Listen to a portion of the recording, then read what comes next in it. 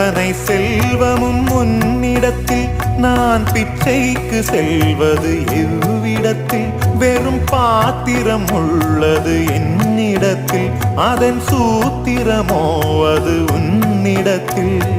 ஒரு முறையா இருமுறையா பல முறை பல பிறப்பெடுக்க வைத்தாய் புதுவினையா பழவினையா